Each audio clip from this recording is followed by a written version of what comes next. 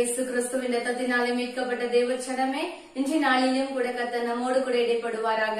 இன்றைக்கும் கர்த்தர் நம்மோடு கூட பேசுகிற வார்த்தை யோபு 28வது அதிகாரம் 20வது வசனம். இப்படி இருக்க ஞானம் எங்கே இருந்து வரும்? புத்தி தங்கும் இடம் எங்கே? ஆமாங்க, ஞானம் எங்கிருந்து வரும்? ஆண்டவராகிய இயேசு கிறிஸ்து கிட்ட இருந்தா ஞானங்கிற ஒண்ணு நமக்கு கிடைக்குங்க. நம்ம ஆண்டவர் கிட்ட, ஆண்டவரே என்ன ஆசீர்வதிங்கப்பா, என்ன பொருளாதாரத்துல ஆசீர்வதிங்க ஆண்டவரே, என் படிப்புல என்ன ஆசீர்வதிங்க, என் வேலையில என்ன ஆசீர்வதிங்க, என் வாழ்க்கையில என்ன ஆசீர்வதிங்கன்னு சொல்லிதான் நம்ம ஆண்டவர் கிட்ட ஆசீர்வாதங்களே கேட்டு கேட்டு நம்ம பழகிட்டோங்க. ஆனா அந்த ஆசீர்வாதத்தை எப்படி பயன்படுத்தணுங்கிற ஞானம் நம்ம இடத்துல இல்லாத போயிடுச்சுங்க. இன்றைக்கு நம்ம ஆண்டவரை பார்த்து நம்ம கேட்க போறோம், ஆண்டவரே ஞானங்கிற ஒண்ணு எங்களுக்கு தாங்க ஆண்டவரே, நீங்க கொடுத்த ஆசீர்வாதங்களை எப்படி பயன்படுத்தணுங்கிற ஒரு ஞானத்தை கர்த்தர் எங்களுக்கு தாங்க இசப்பான்னு சொல்லி இன்றைக்கு நம்ம கேட்க போறோம். கேட்கலாமா?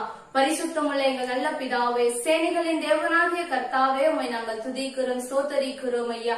ஆண்டவரே, இன்றைக்கும் கூட இசப்பா உம்மை நாங்கள் ஸ்தோத்தரிக்கிறோம் ஆண்டவரே. அப்பா, இத்தனை நாட்கள் ஆண்டவரே வெறும் ஆசீர்வாதத்தையே நாங்கள் கேட்டு நாங்கள் செபித்திருக்கிறோம் ஆண்டவரே. அந்த ஆசீர்வாதத்தை எப்படி நாங்கள் பயன்படுத்தணும்னு எங்களுக்கு தெரியாம போயிடுச்சு ஆண்டவரே. அதற்கான ஞானத்தை கர்த்தர் எங்களுக்கு தாங்கன்னு சொல்லி ஒப்பு கொடுத்து நாங்கள் செபிக்கிறோம். அப்ப இதை பார்த்து செபிக்கிற ஒவ்வொரு பிள்ளைகளுக்கு கர்த்தர் நீ ஞானத்தை கொடுத்து நடத்துங்கன்னு சொல்லி செபிக்கிற. ஞானம் என்கிற ஒன்று ஆண்டவரே, அது உம்மிடத்தில் அல்லவா இருக்கிறது தகப்பனே. ஞானத்தை நீ கொடுத்து நடத்துங்கன்னு சொல்லி ஒப்பு கொடுத்து செபிக்கிற. இயேசு கிறிஸ்துவின் மூலமாய் செபிக்கிற எங்கள் ஜீவனுள்ள நல்ல தகப்பனே. ஆமென், ஆமென். God bless you. God bless you.